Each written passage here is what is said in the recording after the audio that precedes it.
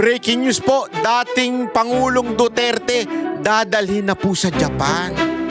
At ngayon, hindi na Pilipino ang sumisigaw kung hindi isang Japanese representative mismo ng International Career Support Association sa harap mismo ng UN, United Nations Human Rights Council na nawagan ng humanitarian intervention at interim release para kay Pangulong Duterte.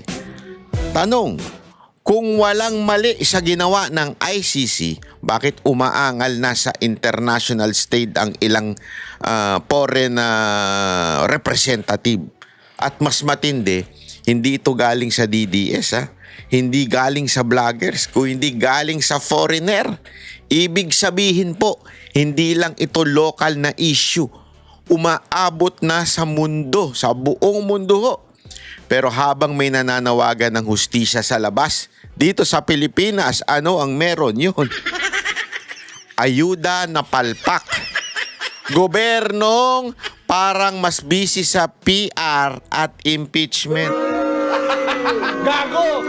Kesa sa tunay na serbisyo. Nako, kayo mga grabe ang inaano sa inyo nitong gobyerno to, para kayong ginagawang mga tanga lang At eto pa ang pag-uusapan natin, nakakatawa. Si Palsis, ang ingay sa social media.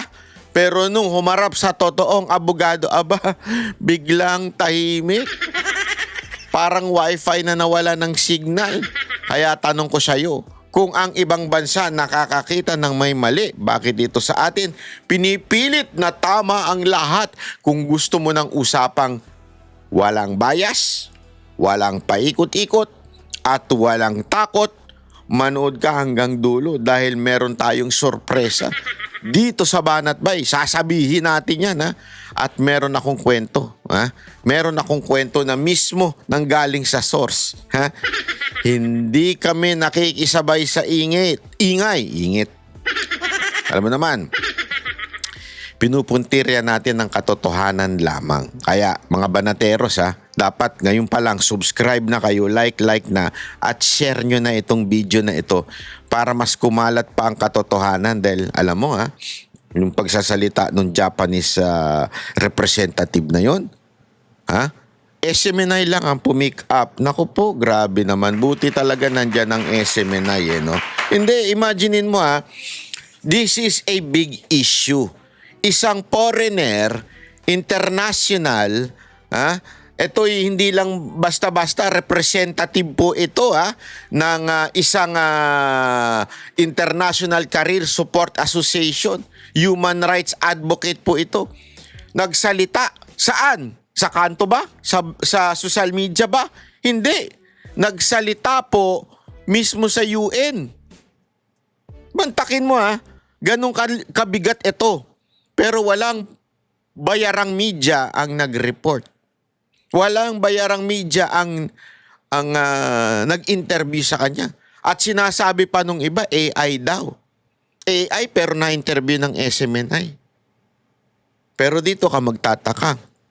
Yung pangit na pretender na British siya, na vlogger, ini-interview ng media. Gago! Pag pakikinggan mo yung sinasabi nitong pangit na pretender na ito, wala namang laman ng utak. Puro baba. Gago! Pero ini-interview ng media. Magkano bayad sa inyo mga media para interviewin ito? Yung totoo. Gago! Magkano binayad sa inyo para salsalin nyo itong vlogger na ito? Gago! Walang kwentang vlogger ito. Bakit? Wala kang followers to Ano meron siya? Pangit lang. Gago! Oo, yun lang meron siya. Pangit siya. At saka yung kanyang British accent. Gago! Pa-English, parang tanga lang. Pero ba't ini-interview ng media? Kasi nga, bayad. Yan ang totoo, bayad kayo. Huwag na tayo magmaang-maangan. Itong Japanese representative, ICSA, yung International Career Support Association.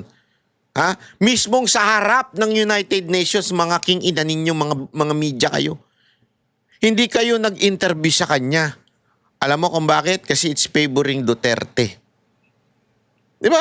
Hindi nyo ini-interview. O, nananawagan ako sa mga puki ng inang mga bayarang media dyan. Hoy, mga puki ng inang mga bayarang media dyan, nakikinig ba kayo? Bakit hindi nyo interview to? Ini-interview nyo yung pangit na vlogger. Gago! Buti talagang SMNI, talagang serbisyo sa taong bayan, no? Di ba? Sabi nga, truth matters. O yun ang totoo. O, pakinggan natin ito ha. Dahil napakaganda na sinabi nitong Japanese na ito. Iba talaga ang Japan. Ako kaya gusto kong tumira dyan. Japan talaga eh. Hindi, kaya ako gustong tumira talaga dyan sa Japan eh. Iba talaga ang pananaw nila. Kaya ako, naniniwala ako na kayang i-pressure ng Japan. Tingnan mo yung paninindigan ng kanilang Prime Minister. Nakita nyo yun? Ay, grabe yun. Grabe yun. Tinabla si Trump. Kasi, mabait pa una yung Prime Minister eh. Payakap-yakap pa eh. Maraming ang sumita sa kanya dun eh. Yung Prime Minister ng Japan. Nagpunta sa Amerika. Nung pagharap, yumakap. Wala namang problema yun kasi beso-besong leader, di ba? Si Trump at saka yung babaeng Prime Minister. Kaya lang, sa kultura ng Japan, hindi katanggap-tanggap yun. So, medyo pinuna siya ng ilang mga politiko sa Japan. Parang hindi tama yung ganun, ganyan-ganyan. Okay? Pero nung pinahiya na, tinanong si Trump, sabi nung isang Japanese reporter, Mr. Trump, bakit hindi mo man lang in-inform ang ibang bansa na ikaw ay lulusob sa gera sa Iran? Kasi this concerns yung hindi lamang naman po yung Amerika eh. Katulad ngayon, ang problema tayo sa crudo dahil sa nangyaring gera na yan. Tama, mali? Eto na, sabi nung reporter. Ba't di mo kami in-inform? Siyempre in Japanese. Ganun kasi sila magalit eh. So sabi nung ni Trump, siyempre surprise yan. Kailangan naman surprise attack para talagang which is tama naman. Okay, para sa akin tama yon, surprise. We need a surprise sa gera, surprise. Pero ang mali dito, dinagdagan ni Trump ng pitik, sabi niya. Kung alam niyo naman surprise yan. Tinatagalog ko na lang alam niyo naman kailangan ng surprise sa ganyan. At pagdating sa surprise, hindi naman kayo hindi naman kayo naiiba. Dahil kayo nga sinurprise nyo kami nung doon sa bombing yung sinasabi niyang bombing. So parang para bagang pinitik ng konti yung Japan na reporter. Although ang pinitik niya yung reporter, ibig sabihin parang pinaringgan niya yung reporter. Pero ang tinatamaan doon yung Japanese. At imaginein mo katabi mo yung Prime Minister ng Japan. So sana yung bibig mo, hindi gano'n na parang sagutin mo na lang yung tanong, we need a strong and strategic na surprise, ganyan-ganyan, di ba? Hindi yung pinitik mo pa yung kasaysayan na kung saan ang Japan nag-surprise attack, di ba? Doon sa Amerika noon. Na-offend ngayon itong Prime Minister after nung visit niya. Sabi niya, I want Trump to apologize. Yun. Gago! If Trump will not apologize, I will never step back dyan sa Amerika, sabi niya. Kasi nga daw, mali naman yung ganong klase na parang sinasabi na pinahiya ang Japan parang in front of the international community. Parang pinahiya mo, Trump, yung Japan. Alam mo, matindi yun, matindi yun, sabi ko sa inyo. Iba talaga itong Japan kasi yung honor sa kanila, napaka-importante yan eh. Yung maimportante sa kanila talaga na hindi sila napapahiya. Kaya when they serve, they serve. They make sure that masaya yung customer. Ganun sila. Iyon ang kanilang upbringing bilang mga o kultura. Eh dahil napahiya yung prime minister noong time na yun. Nako po, sabi niya, mag-apologize ka muna. Ang lupit, mga kababayan. Kaya nga, itong sinabi nitong Japanese representative sa UN, yung representative ng ICSA sa UN, hindi na ito bago. Talagang naninindigan to sa katotohanan. Kaya ako naniniwala ako na dahil dito, maaari talagang mapabalik si Pangulong Duterte. Dahil hindi ito yung, tandaan ninyo ha, ang Japan, even if they're Asians, kasi iba ang tingin ng mga puti, lalo na dyan sa Netherlands. Iba ang tingin ng mga puti, lalo na mga European, medyo racist talaga yan eh. Iba ang tingin nila sa mga Asian, pero pag Japanese ang tumayo, iba ang honor, iba ang karakas ng Japan. Kaya dito mga kababayan, pag pinressure talaga ng Japan ito, alam mo, ikaw Prime Minister, maniwala ka sa akin, yung Prime Minister, katigan mo itong sinasabi nitong representative ng ICSA, naku po, maniwala ka. Malaking impact nito sa buong mundo. Kasi ngayon talagang, ito yung international case nga ang tawag dito. Talagang lahat nakatutok, not just Philippines, not just yung Netherlands o yung The Hague. Buong mundo ho, nakatutok dito. Imaginin mo, dinala na yan sa UN. Pag pinanigan mo, Prime Minister, ma'am, if you understand me, if someone can interpret this to the Prime Minister, please do so. Naku, galing ko talaga mag-English, Brad. If you are listening, Madam Prime Minister, if I were you, you're not me. If I were you, I would really take the side of this representative from the International Career Support Association.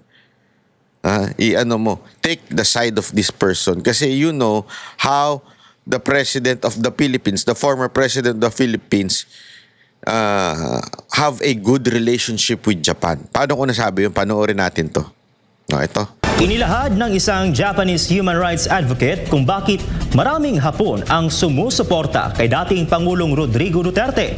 Alamin ang detalye sa report ni Guy Saito mula sa Tokyo, Japan.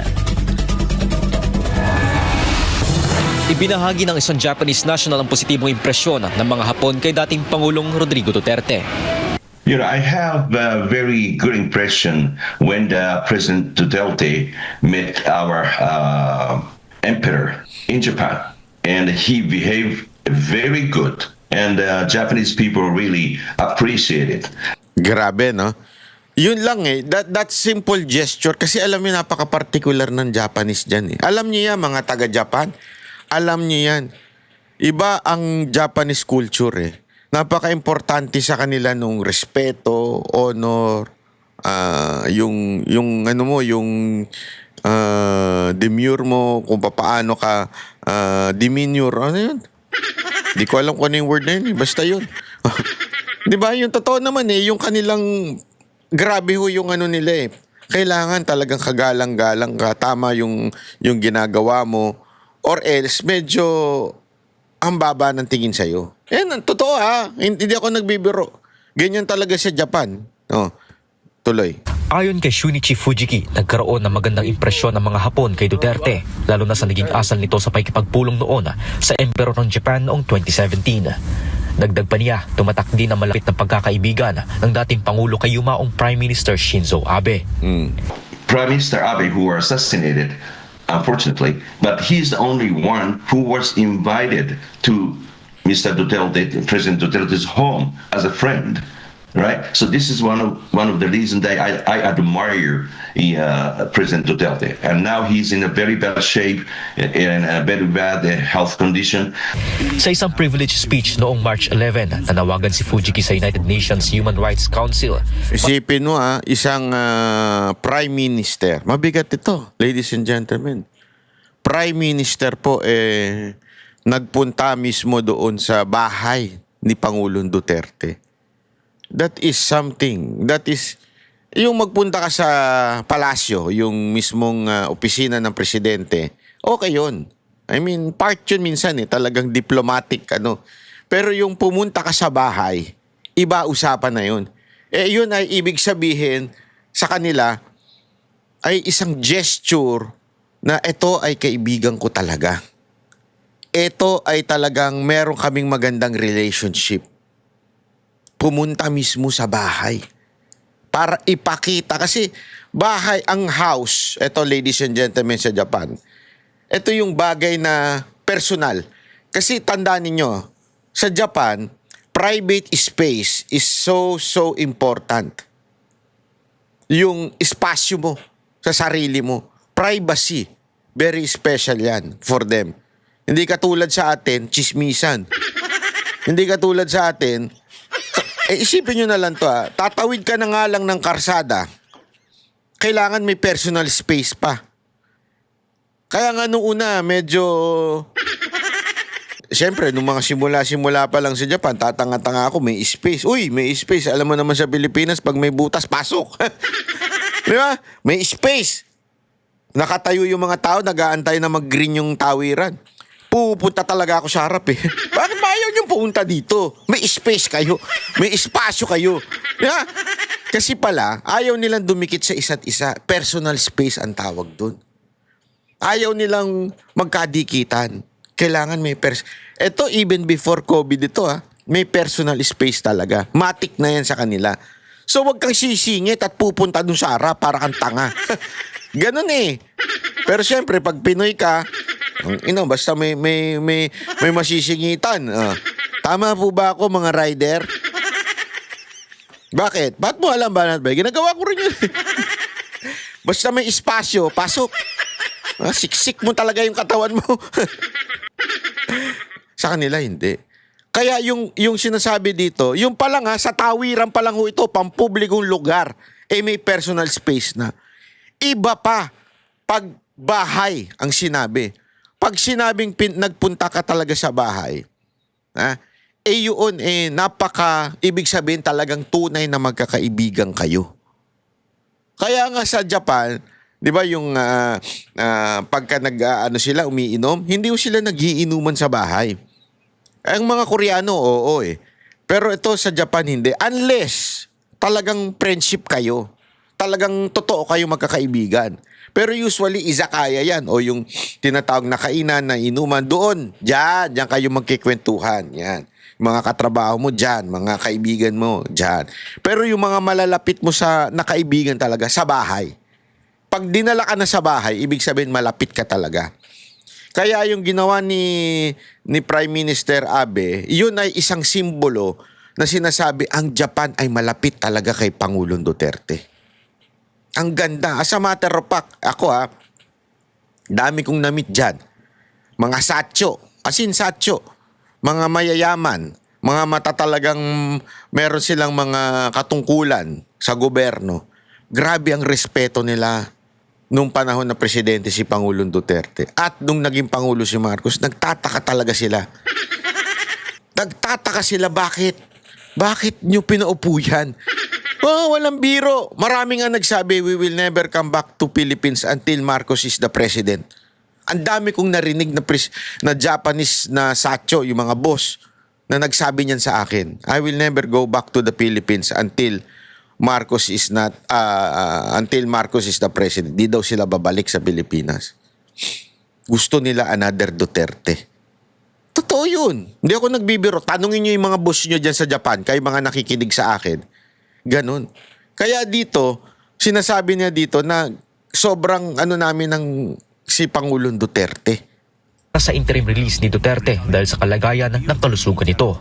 Kasalukuyang nasa ICC detention facility ang dating Pangulo, kaugnay ng kasong crimes against humanity na may kaugnayan sa war on drugs. Hindi kinikilala ni Duterte ang jurisdiksyon ng ICC sa kanyang kaso. Nauna nang tinanggihan ng ICC ang kahilingan para sa kanyang pansamantalang paglaya o interim release. Plano naman ng Japanese at Filipino community sa Tokyo na magsagawa ng conference upang talakayin ang issue at ipakita ang kanilang suporta sa dating Pangulo. I was thinking to hold a kind of conference within the Japanese society, first of all, to have kind of to support or this is injustice. So not supporting Duterte or not supporting Duterte. It's nothing to do with the support, but this is injustice. So we have to counter with the injustice. So I was thinking to have a conference in Tokyo or Congress building. Patuloy na mapag-iit ang hustisya ng Filipino community sa Japan para ipanawagan ang paglaya ni Duterte. Isa sa mga grupong nangunguna dito sa Japan ay ang Republic Defenders for Peace and Unity o RDPU. So the people in the Philippines and Filipino society and abroad, please stay strong and unite each other, because your voice is most important things, and maybe we can change the narrative which was manipulated by certain power. Naniniwala si Fujiki na inosente ang dating Pangulo at dapat itong makalaya upang mabigyan ng tamang gamutan. At kung siya raw ang masusunod, gusto niyang sa Japan magpagaling si Duterte. We really need to get him out of the jail, and he doesn't deserve to be in the jail.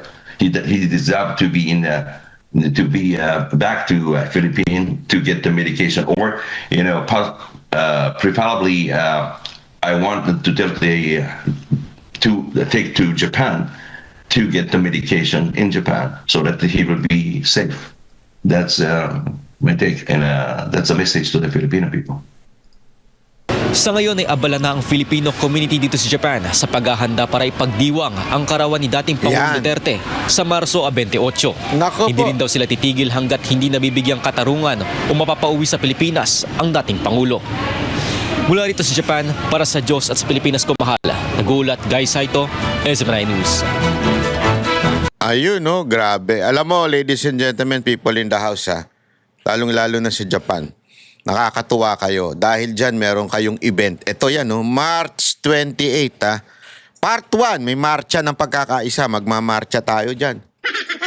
Sa Jingu Dori Park, Tokyo, Shibuya. March 28, 10 a.m. O, ayan, meron niyang Google Map. Tapos part 2, alam mo, nagpunta ako ng dyan sa Shibuya. Ay, grabe ho,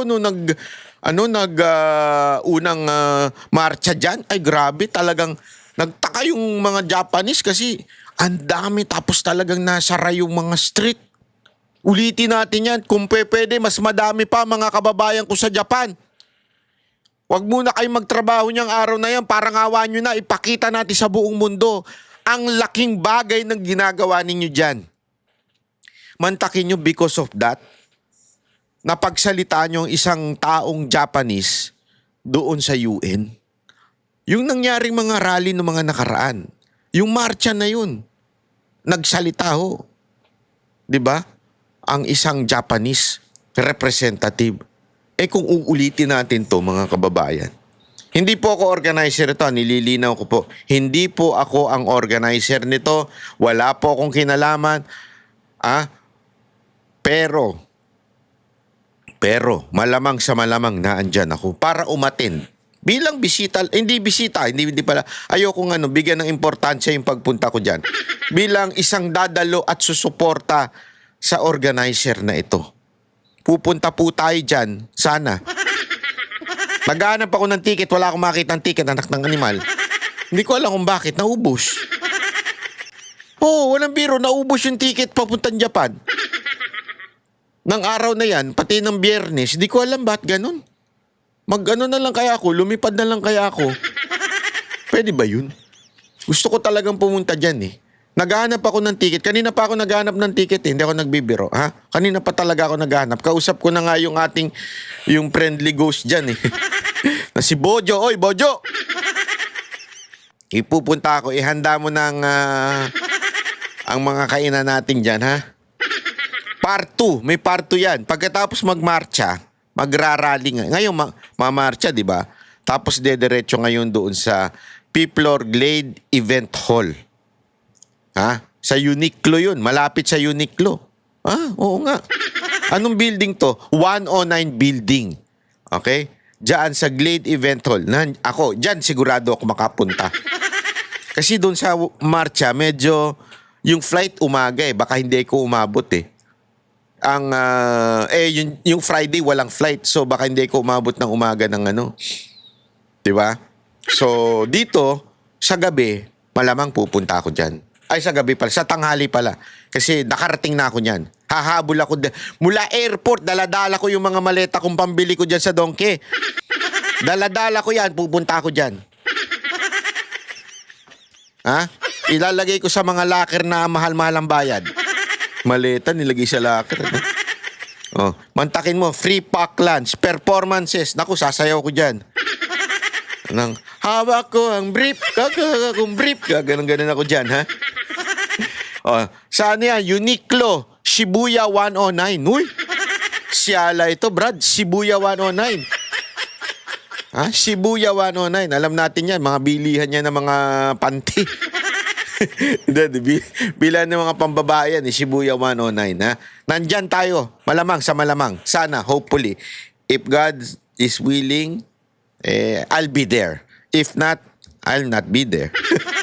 That's simple, ha? So, mga taga-Japan, eto, ha? Kita-kita tayo. Kita-kita tayo at sana, hopefully man dyan talaga ako, para ipagdiwang. Dahil napakalaki, ipakita natin sa buong mundo na iba talaga ang suporta ng mga taga-Japan. Kasi para itulak ng Japan. Ito yung susi para may pabalik si Pangulong Duterte. Ito susi. Iba kasi pag tayo lang ang nagsasalita Pero pag may pressure na from the international community, and especially Japan, which is a really powerful nation, even if they're small, because of their culture and their honor, respetado yan ng buong mundo. Huwag nagsalita ang Japan. Kaya, pakita natin, suporta natin yan na malaman, makumbinsi pa etong inyong Prime Minister na tumulong din sa kung papaano didiskarte dyan. Okay? O ito, pakinggan naman natin ito ha. Ito naman nakakatawa kasi grabe ho ito mga kababayan. Sabi ko nga, naglabas pa si Bongbong Marcos na naman ng statement niya na naka-video. Yung panga niya parang di na gumagalaw, parang bagsak na. Oh, parang bagsak na. Alam mo, meron nga ako narinig, sabi nung iba. Ito, narinig ko lang naman, sabi, ang daming nananalangin daw na si Pangulong Duterte bumalik dito sa Pilipinas. Pero marami ring nananalangin na sana si Marcos kunin na. Ako hindi ako payag doon. I will not pray for that. Pero naririnig ko lang yun. Mantakin mo, di ba sama nun pakinggan kasi ang daming Pilipino na nananalangin na sana bumalik ang mga Duterte, sana bumalik si Pangulong Duterte sa Pilipinas, sana bumalik ang isang Duterte leadership sa Pilipinas. Tapos mananalangin sila na sana kunin na ni Lord si BBM. Hindi ako natutuwa doon. Although nakakatawa. Nakakatawa lang yung logic. Okay? I'm not for that. I will not pray for somebody to die. That's not me. I'm sorry hindi ako yun hindi ko papanalangin na may isang tao na mapunta na kay Lord kasi sigurado ako hindi kay Lord mapupunta yan. Alam nyo na. And hindi ko naman, ayoko ko yun. I'm not going to wish for that. For God so loved the entire world, including the BBM, kahit gaano siya kasama. Kahit gaano siya ka-sinful, mahal pa rin siya ng Panginoon. Kaya hindi ko sasabihin na gusto ko nang kunin siya ni Lord. Gusto ko lang tanggalin siya sa Pilipinas. Kasi, bakit? Kasi talagang pinapahirapan niya na ang Pilipinas. Wala na ho siyang direksyon. Ang pangit na ng pamumuno niya. Ultimong ayuda palpak. Diba? Nagyayabang na naman siya kahapon. Naglabas pa siya ng video na kesyo ayuda. Pero alam mo, budol na naman yung ayuda Kawawa talaga yung kababayan nito. Hindi ako nagsasabi niyan Ito. Naglaan ng special payout ng ayuda ngayong araw pero marami pa ring tricycle driver ang nganga. Walang napala. Live mula sa Quezon City, nasa frontline na balitang yan si Mon Gualvez. Mon, ano ba naging problema sa special payout? Julius, gaya nito mga nakalipas na araw, ganun pa rin yung problema. May mga kulang na detalye raw sa datos na isinumite sa DSWD, kaya kahit nga naglaan na ng special payout schedule ang pamahalaan, marami pa rin mga tricycle driver ang bigong makakuha ng ayudang ilang araw na nilang inaasahan at binabalik-balikan. Actually, naguguluhan na nga sila at di alam ang gagawin dahil tila nagtuturuan na rin ang lokal na pamahalaan at DSWD kung bakit hindi pa rin makumpleto ang bigayan ng 5,000 pisong ayuda na pantawid sana sa taas ng mga presyo ng petrolyo at mga bilihin. Kahit alam namang wala sila sa payroll schedule ngayong araw, pumila pa rin ang maraming tricycle driver sa Quezon City para ipa-verify ang kanilang pangalan. Umaasa at nagbabaka sakali pa rin silang maisama na sa listahan ng mga makakatanggap ng ayuda mula sa pamahalaan. Pero gaya ng dati, bigo pa rin silang makakubra ng 5,000 pisong ayuda. Sakit din, siyempre. Kailangan natin wala tayong pera. Gasolina. Nag-aangad kami na makakuha ng ayuda. Para yung mga pangailangan namin, maano namin. Ang masaklap, sa ilang beses nilang pabalik-balik sa payout site, lumalaki na rin daw ang ginagastos nila mula sa requirement, gasolina o pamasahe. 7 Xerox na po ako. Magkano sa 3 na yun? 3. Pipila ka pa sa haba ng pila. Minsan maabot pa ng tanghali. Uwi ka pa ng bahay, kakain ka, babalik ka uli. Pila ka uli. Grabe, no? Ganito, naalala ko talaga nung panahon ni Pangulong Duterte, galit na galit siya noong pagka pinahihirapan ng mga Pilipino. Kasi, kaya nga ang tema niya, comfortable life ng mga Pilipino. Ito, tinan niyo, pabalik-balik pa. Hindi ko maintindihan, bakit ganun? Ba't di na lang ayusin? Diba? I mean, ang daming ways to do it. Pambihira, nandyan na yung mga, alam mo, kasi hindi naman ito ang first time na namigay ng ayuda. So may listahan na. Nakakakuha na through, through, ang tawag doon, yung QR. Bakit hanggang ngayon ganito pa rin ang sitwasyon? Sorbo yung biyahe mo. Hindi bababa sa 6,000 tricycle driver sa Quezon City ang lumalabas na wala pang nakukuhang ayuda. Ang problema, wala pa sa 500 ang nasa payroll ngayong special payout na inilaan. Kaya hiling ng mga apektadong TODA, kumpletuhin na sana ang pamimigay ng ayuda, lalo't nagkakainggitan na raw sa ibang mga kamiyembrong nakakuha na.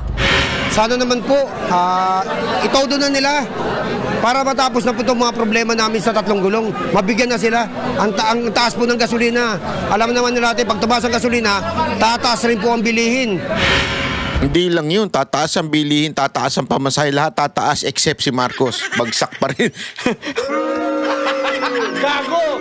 Tangin mo, tumaas na lahat except ang rating ni Marcos. Anak ka ng wewe, Anak ng Pilipinas yan, Ang iba namang nawala sa listahan ng QC, pumunta na sa payout schedule ng Caloocan, lalo't may prangkisa rin daw sila roon. Pero ang ending, wala pa rin silang nakuhang pera. Sabi ng DSWD, aabot na sa 85% bilang ng mga tricycle driver sa buong Metro Manila ang nakatanggap ng 5,000 pisong ayuda. Marami pa rin daw kasing kulang na datos mula sa mga lokal na pamahalaan. Actually, nasa roster sila ng kanilang mga TODA. Ibig sabihin, active members sila. Hindi lang sila umabot sa pagbigay ng data na kailangan namin. Yung birthday, yung address, yung may dalinisan. Matapos sa mga Hindi pala kayo bilis kilos Wag na kayo ito kasi ang problema dito sa king inang mga patakaran ng gobyerno Ito talaga nakakairita sa mga king inang mga patakaran ng gobyerno. Ang bibilis ninyong magsalita. Ang bibilis ninyo sa PR. Ang bibilis ninyong maglabas ng good news kuno, lalo na si Auntie Claire, nauuna. Parang content talaga, vlogger talaga dati nga ni Auntie Claire. Nauuna sa paglabasan ng pahayag. Pero hindi pa pala kayo ready. Di ba? Hindi pa pala kayo ready. Pambira, oo. tricycle driver sa NCR, nakatakda namang bigyan ng ayuda ng DSWD sa susunod na linggo ang iba pang hanay ng mga apektadong tsuper. Kabilang dito ang mga TNVS at jeepney drivers, pati na mga motorcycle taxi at delivery service riders. Manggagaling daw sa LTFRB ang listahan ng mga benepisyaryo para rito. Pero tingin ng ilang motorcycle taxi rider, baka hindi naman sila lahat ay mabiyayaan. Namimili sila Sa amin, wala. Malabo sa amin. Dapat hindi sa ayuda nila dinadaan. Mas maganda, ano na lang sa gasolinan, pababain ng gas para lahat makikinabang. Yan. Alam mo, mas matalino pa ito kaysa kay Marcos. Gago! Hindi totoo. Mas matalino pa ito kaysa kay Marcos eh. Bakit hindi na lang padaanin doon? Ang daming ways eh, para ba padaan na doon na lang yung ayuda. Di ba? Through the station, gas station. Di ba oh? Anak ng weteng, oo. Kung ang mga negosyante ang tatanungin, mas mainam daw na suspendihin ng gobyerno ang excise tax sa langis at kuryente imbis na magbigay ng ayuda. Binibigyan lang na ayuda yung particular sector. We do not agree with that. Kasi bibigyan mo yung iba hindi mabibigyan, tapos nagkakaroon pa ng losses in between.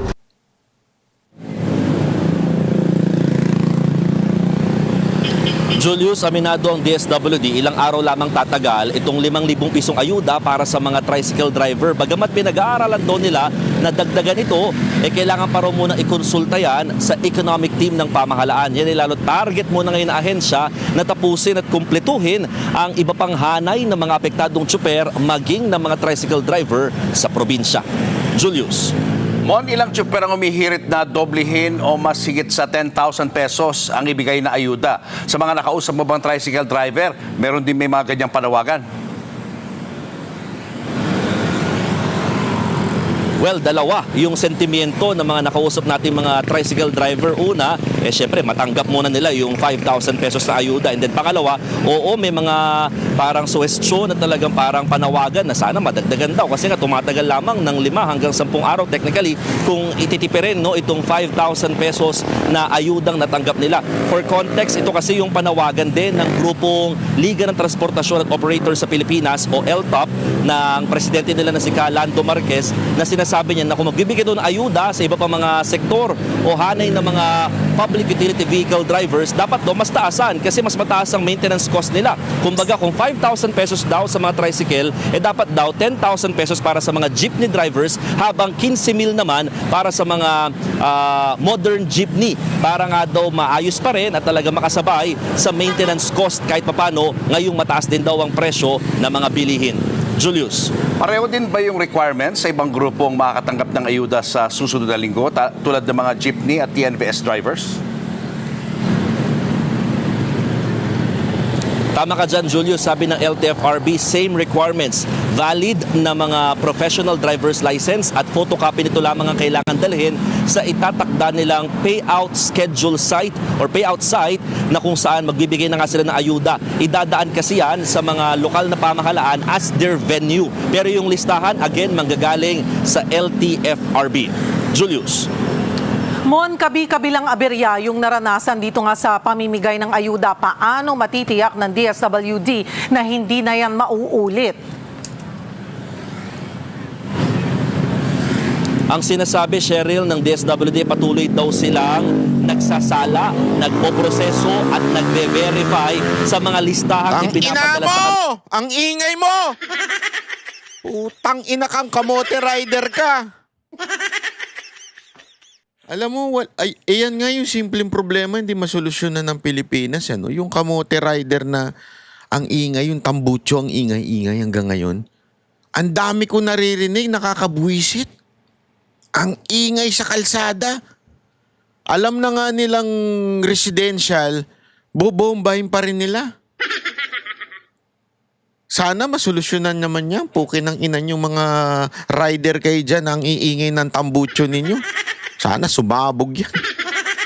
Ng mga lokal na pamahalaan. Dito lamang daw sila nakadepende, kaya ito yung mga pinaprocess nila bago mailabas sa bigayan na nga ng ayuda. Pero again, ang sinasabi kasi ng mga LGU, nasabit na namin sa DSWD, kumbaga nasa ahensya na raw yung bola kung kailan maglalabas ng updated na listahan ng mga mabibigyan na ayuda. Pero ang sinasabi naman ng DSWD, in the long run, lahat daw ng mga apektadong tricycle driver ay makakatanggap. Hindi nga lang sabay-sabay, pero lahat daw ng mga kasama. Patay na sila bago makatanggap. Hindi daw sabay-sabay in the long run.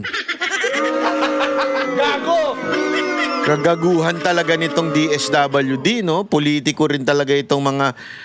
Ewan ko kasi ang hirap dito kay Marcos na nilagay niya yung mga established political family, eh. 'Di ba? Yun ang inilagay niya para, alam mo na, magkaroon ng alliance with this political family at manalo sa susunod na eleksyon, 'di ba? Ang problema, mga kababayan, dahil dyan, namumuliti ka lang. Yung style ng pamamahala, pamumuliti ka lang. Ay, nako po, mambirang buhay, oo. Eh, nako. Wala talagang patutunguhan itong inaano ni Marcos. O, ito. Panoorin nyo ito, ha. Kasi maganda ho ito. Dito, nagmukhahong tae si Palsis dito. Si Palsis parang hindi abogado, no? Hindi ko alam, eh. Hindi, okay lang naman, eh. Kunwari, kung medyo iba yung pananaw mo, because you're not a lawyer. Okay lang yun. Kasi your pananaw, your opinion is based on what you see or what you think. Opinion mo nga, eh. So, you can be wrong, but at the same time, somehow, medyo meron namang punto ka. Pero ang masama, yung abogado ka na nga, wala ka pang punto.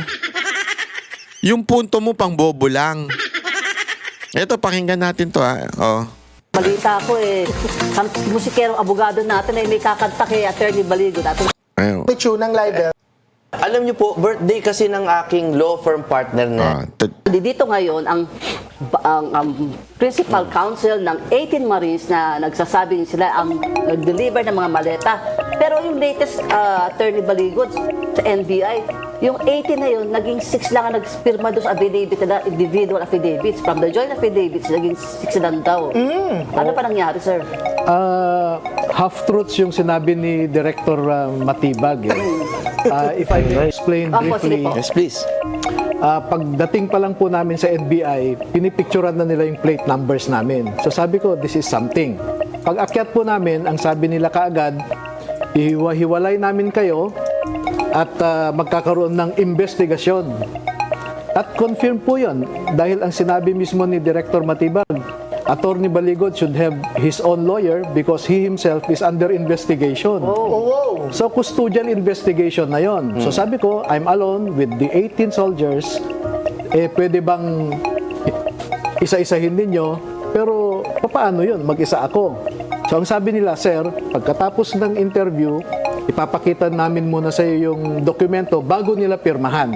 So, yun yung naging ground rules po namin. So, ang unang natapos si Benny Bulontate. Pagtingin ko sa ginawa niya, sabi ko, bakit ang mga tanong dito wala naman doon sa hinahanap ng NBI? Ano po yung mga tanong? Example, paano kayo nagkakilala ni Attorney Baligod? Kilala mo ba si Mike Defensor? Kilala mo ba yung nagnotaryo sa inyo? Ano ang ginamit niyong sasakyan pagpunta doon sa notaryo?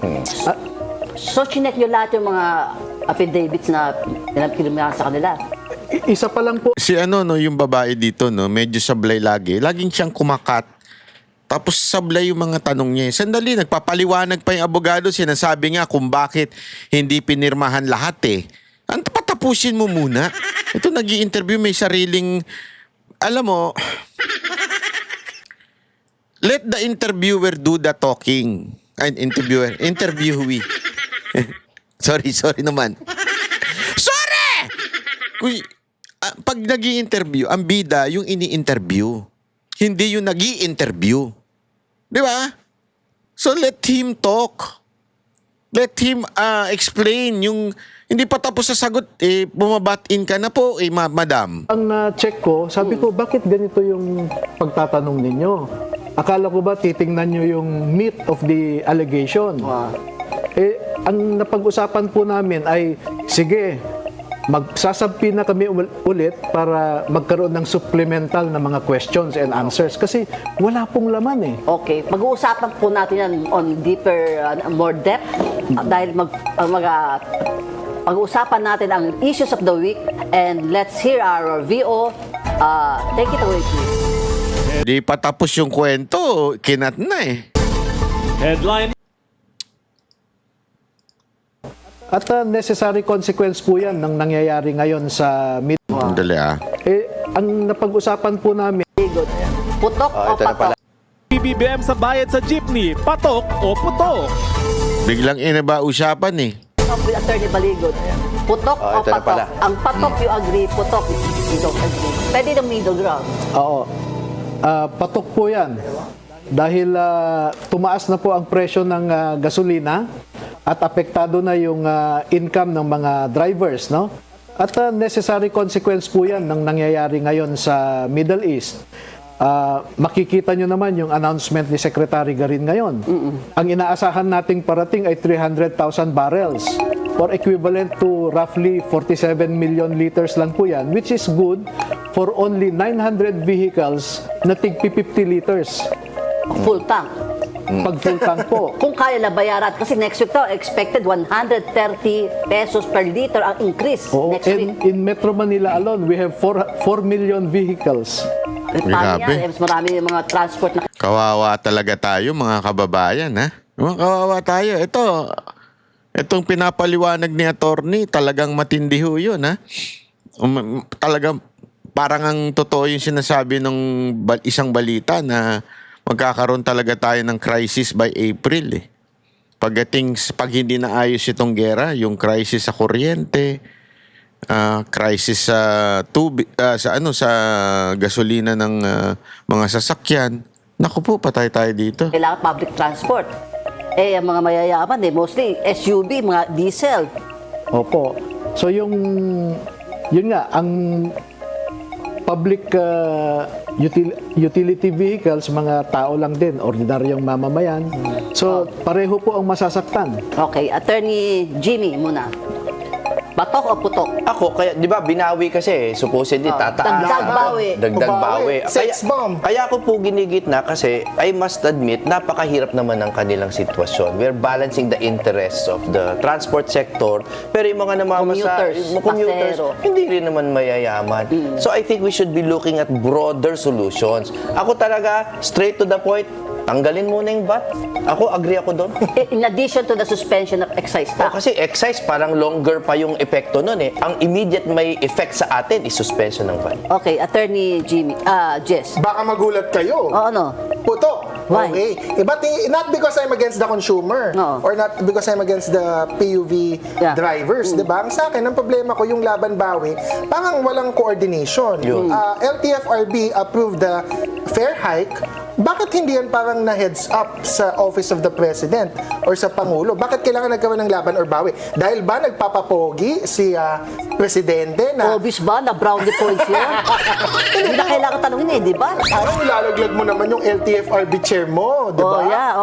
Sa akin kasi, ang problema ko din dyan sa fair hike na laban o bawi, I agree with everything that the two lawyers here have already said. Pero yung fuel subsidy, yung tulong sa mga jeepney drivers or sa tricycle drivers, after the fact yan eh. Pero yung everyday na may namamasahe ka, may puhunan ka, magpapagas ka na mahal, kawawa yung mga PUV drivers. Kasi ang baba ng kita eh.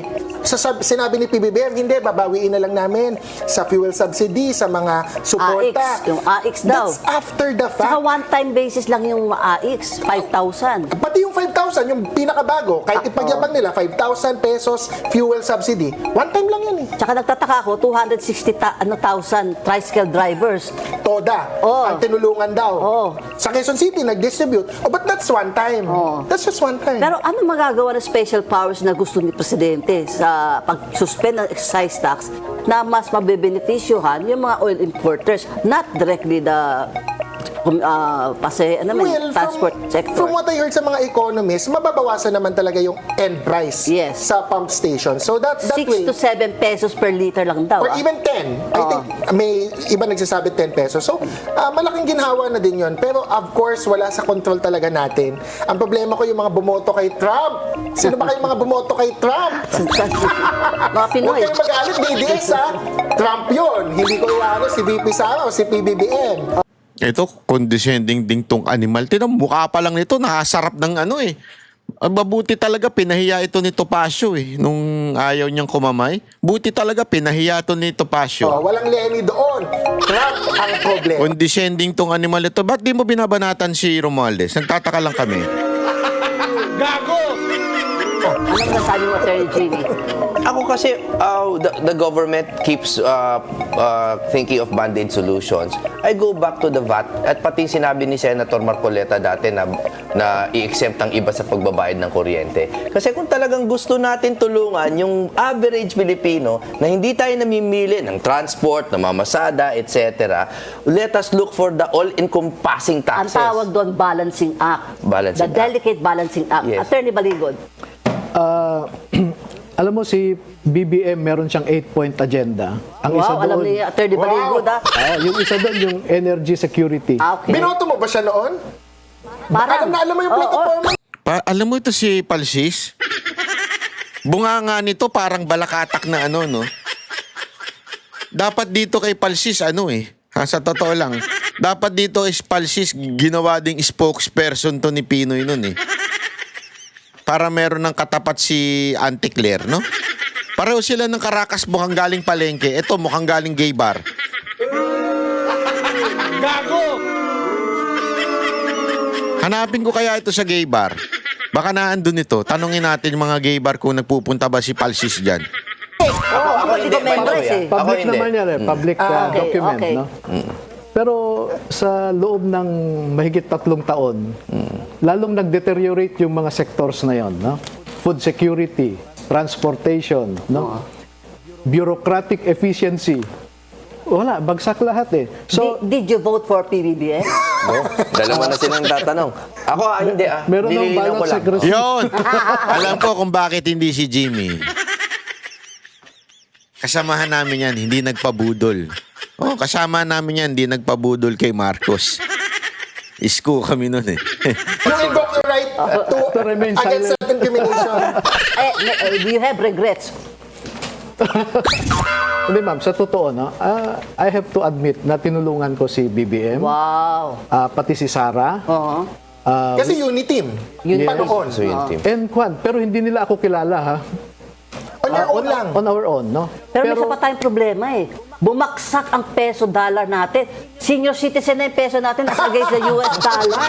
Happy birthday, Philippine peso. Oo. Happy senior. 60, 40 to $1. Paano natin masusolve pa ba yung problema natin? Patong ng patong, may susolve pa panibagong problema.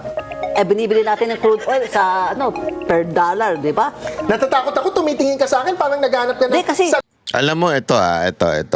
Baka ayun yung laging sinihirit nitong mga tanga-tangang mga pulahan. Sinasabi nila na kesyo daw, hindi naman kasalanan ni Marcos kung tumaas ang presyo ng bilihin.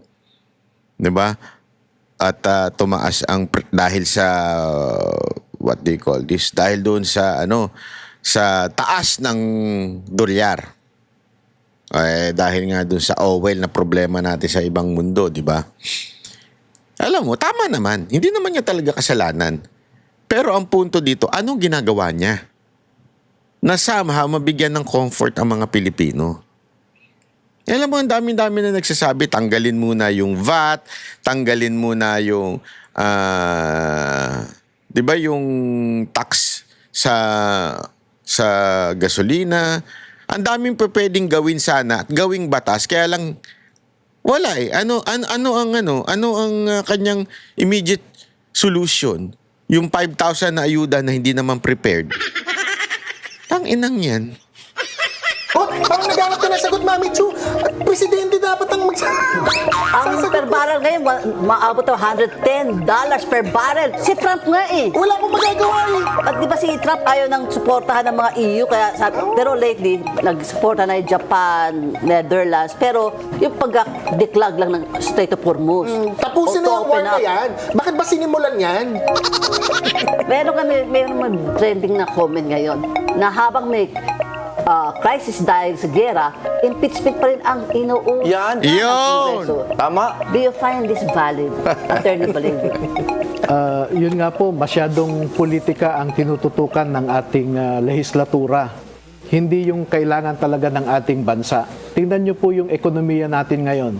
GDP is going down, unemployment rate is going up, yung consumer confidence index is going down.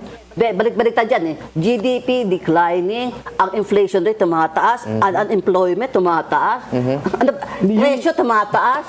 Yung inflation rate po natin medyo artificial na stable eh. Yeah. Bakit po? Dahil yung mga consumers ngayon, they hold on to their cash. Yeah. Correct. Huwag tayong bumili masyado kasi baka kailanganin natin next month, So they hold on to their cash kaya yung supply demand, no? Yung money supply nagbabalanse. din, oo. Pero artificial 'yon. May isa pa akong pang sa inyo kasi ang Department of Budget and Management in-announce kanina, they have 164 billion surplus. Diba? Totoo ba? May mga subsidy, tapos may 164 billion surplus. Kaya pala galit si Kong Ronnie Puno. Oo, di nilalabas. For later release.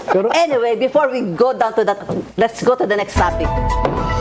Line number 2. Di pa tapos It's Rep. Luisito versus Rep. Marcoleta. Nagkapalitan ng pahayag ang dalawa tungkol sa rules na nagaganap sa House hearing. Ang tanong, si Congressman Marcoleta na ang unfamiliar sa sufficiency in grounds ng impeachment, patok o putok? Ito, dahil ko to si Attorney Diaz. Patok o putok? Patok yung nakakatawa. Okay. Na hindi niya alam yung sariling rules on impeachment. Okay. I declare Paulo Marcoleta, Congressman, as insufficient in substance. I found him insufficient in substance kasi ando naman yung rules of impeachment. So sabi lang ni Professor Jinky Luistro, kasi si Kong Jinky, syempre lawyer. Akala ko dati lawyer si Kong Paulo Marcoleta. Hindi pala? Hindi pala. Kaya mali pala na nag-expect ako. So kaya pala. Attorney Jimmy. Putok, siyempre. At ang una ko pong tanong kay Atty. Jess at sa ibang critics, nabasa ba nila yung Section 7 ng rules ng impeachment? Wala naman talaga yung nakalagay na sufficiency in grounds. Ang nakalagay, dapat nag-allege ng sufficient grounds. Kasi mukhang tangat si pahiya na naman si Palsis. iba yung alleged sufficient grounds na mula sa sufficient na yung grounds. Now, bakit tayo nag-iingat sa salita? Bakit? Ilang beses na po tayong nadali ng mga salita sa taon na to. Una, Forthwith.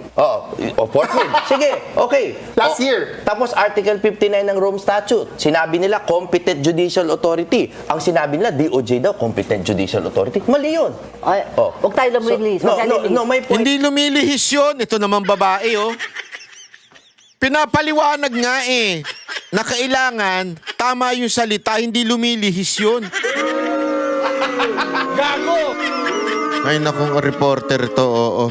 Is you cannot blame people for being careful now sa mga salita. Dahil pag Yun! sufficiency Yan in yung grounds, baka punto mamaya ma-impeach na si Sara just based on that. Attorney Baligot, are you in favor, what's your stand on the... Hindi pa tapos yun Ang linaw-linaw, hindi pa tapos yung pinag-uusapan tungkol ito doon sa kay Marcoleta, yung anak. At saka yung kay Luistro. At sinasabi nga ni Palsis daw, hindi daw alam ni anak ni Marcoleta. Ang sinasabi naman ni Jimmy, hindi. Tama yung valid yung question kasi iba yung nasa salita. Impeachment against VP Sara. Alam naman po natin na politicized yan. Makikita mo naman po yung Ayan grounds nila. tandaan niyo na sinabi niya politicized yan. Sunod. Paulit-ulit yung alleged na 125 million na confidential fund na meron ng audit report na pumasa. No? At sinasabi nila hindi raw niya ma-explain yung mga pangalan doon. Ang concern ko lang po dyan, meron kasing mga 3 incidents at least, no? Why the real or true name of the informant should be kept secret. Yeah, national security man yan. Oo, Malibiran, Liboho, Kiambao, lahat pinatay ng NPA Yeah. Kasi nalaman nilang informants, Yes. no? Ang pagkakaalam ko during the Quadcom, ang gusto ni VP ay closed door, executive session. Si Mary Grace Piatos, gusto lang makilala. Oo.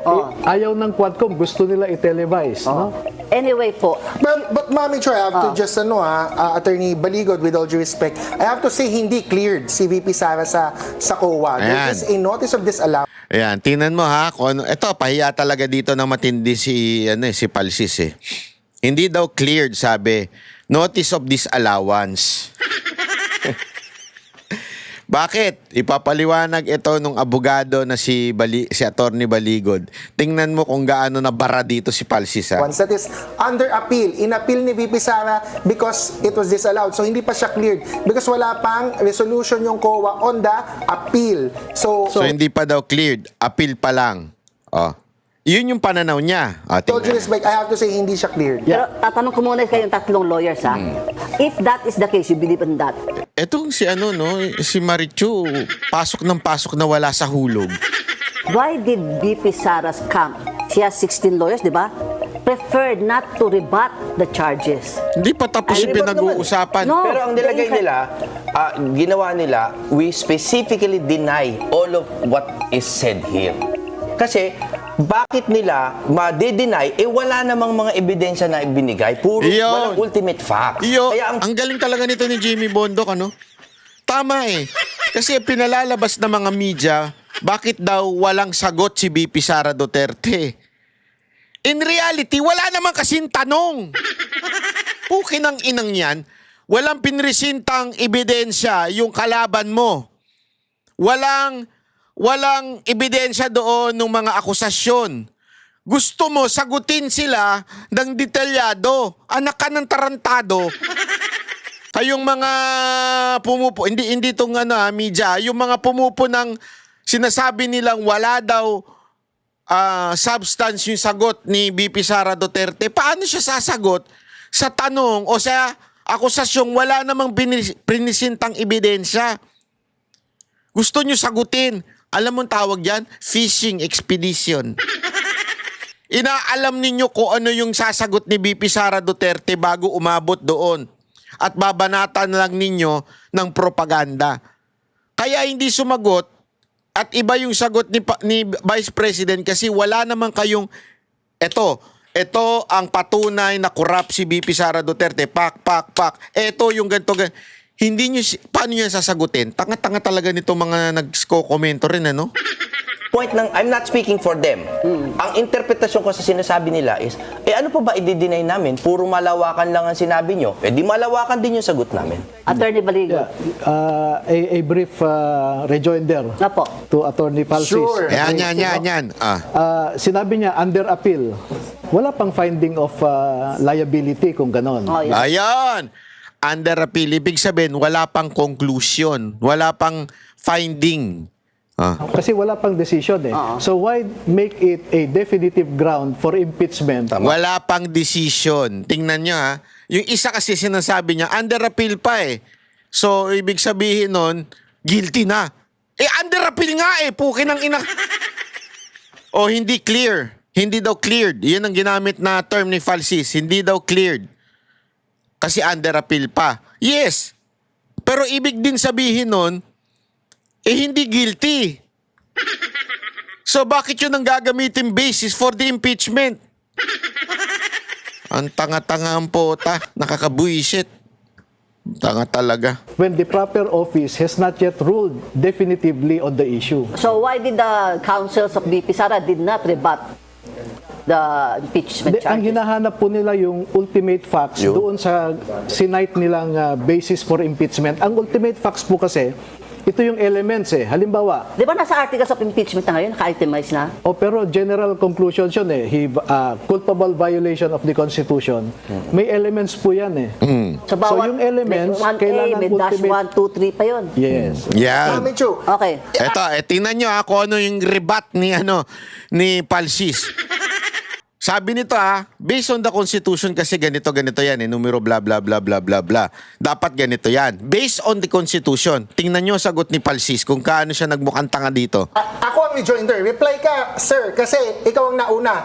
Tapos nag-counter ako. So, reply ka. Ako ang rejoinder. Ang rejoinder ko dyan, ang ginamit siya ng mga impeachment complainants is yung existing notice of disallowance. So, kung may existing and it's under appeal, wala pang absolution from COA, then VP Sara is not absolved. That's my take on it. Doon naman sa ultimate facts, I would have to disagree na masyadong, I think, with all due respect to everyone defending VP Sara, na legalistic sa ultimate facts. We should remember that the impeachment proceeding is not a criminal proceeding. It is sui generis. And so, yung elements of, let's say, an impeachable act is not necessarily kailangan may elements talaga. Ako hindi ako lawyer. Hindi daw kailangan may elements talaga. Eh putang ina, paano yung rules? Eh yun na sinasabi ng batas eh. Na kailangan meron sufficiency in grounds. Tapos this time wala nang elements. Basta yung mukha lang guilty, okay na. So I want dwell on the legalities. Bumabatin ka na naman, madam eh. Patapusin natin. Yeah, pero Ma'am Chu, yung dismissal nung impeachment laban kay BBM, how do you compare yung kaluwagan ng kanilang pagtrato dito? Ayun! Ang ganda ng bitaw ni Jimmy, ni Attorney Jimmy ha. Kasi kung sinasabi mo na this is not supposed to be non-political, I'm sorry, pag sinasabi mo na hindi ito legal o masyadong inaano nyo sa batas, this is a political process, yung impeachment. Okay na yung konting pagdududa, parang ganun eh. Kahit hindi masunod yung elements na kailangan ng konstitusyon. Ang problema, may konstitusyon. Kinakailangan sundin para dun sa impeachment proceedings. Sa sinasabi mo, hindi, this is masyado kay legalistic, this is a political process, so dapat political lang. Okay, given that you are correct, sabi nga, ni Jimmy, parang ganito siya sabi ni Jimmy, given that you are correct, it's a political process, it's not supposed to be legalistic, blah, blah, blah, blah, blah, blah. Bakit hindi ganun ang in-apply kay impeachment ni Marcos? Yon! Kaya lang, hindi natapos tong usapan kasi nag-bat-in na naman yung babae. Mga tao, hindi natin naintindihan ng mga tao yung legalities. Technical. Mas gusto ko yung mas common tanong ng mga tao. Do you think BP Sara will attend the House impeachment? Tingnan mo, di pa tapos yung usapan. Ay, naku, madam. I-double check mo yung karir mo, madam, kung tama yung napasok nyo, ha? Anyway, maraming salamat po at dyan tayo nagtatapos at mamaya ay bukas uli may upload. Sana mag-subscribe po kayo at alam mo mga kababayan, sana lang po kayo po ay patuloy na mag-subscribe, di ba? Kayo po ay patuloy na magbigay ng inyong opinion dahil napaka-importante nito. Di ba? Ito'y importante dahil napaka deceiving. Masasabi natin, deceiving ang mga media. Alam naman natin na sabi nga 'di ba ni Attorney Baligod, marami sa media ang nabigyan. So, definitely, 'yun ang mangyayari. Magkakaroon talaga ng pangliligaw ng media. Hindi ko sinasabi itong si Marichu, hindi ko sinasabi yan. Ang gumagawa niyan. Pero makikita naman natin sa mga balibalita. Kita nyo nga, hindi man lang in-interview yung taga-Japan. SMNI lang talaga. Ngayon, ikaw na humusga. Kung ang panawagan ng humanitarian intervention ay nanggagaling pa sa labas ng bansa, hindi ba dapat mas mag-isip tayo? Yun sa Japan. Kung ang isang foreigner na nakikita ang posibleng mali na ginagawa ng ICC, bakit dito sa atin parang bawal magtanong? Habang ang gobyerno palpak sa mga ayuda, kitang-kita nyo naman. Palpak talaga. At ang iba mahingay lang sa social media o katulad ni Palsis. Pero tiklop pag nakaharap na ng tunay na mga abogado, tunay na may talino. Kaya tandaan mo hindi lahat ng sinasabi sa iyo ay buong katotohanan, mga sinasabi ng media. Minsan, ikaw mismo ang kailangan maghanap. Kung may natutunan ka, kung may nabuksan akong isip, i-like mo ang video na to. I-share mo sa mga kaibigan mo. Hindi pa mulat sa ganitong usapan. Yung mga kaibigan mong bulag-bulagan pa. Mga geng-geng. At saka mga kakampwet. At kung gusto mo ng banat na walang takot, walang kinikilingan, at walang preno, mag-subscribe ka na dahil dito sa Banat Bay. Hindi kami tahimik. Kami mga banateros. Kami ang gumigising sa mga natutulog. Ako po si Banat Bay. Bye-bye.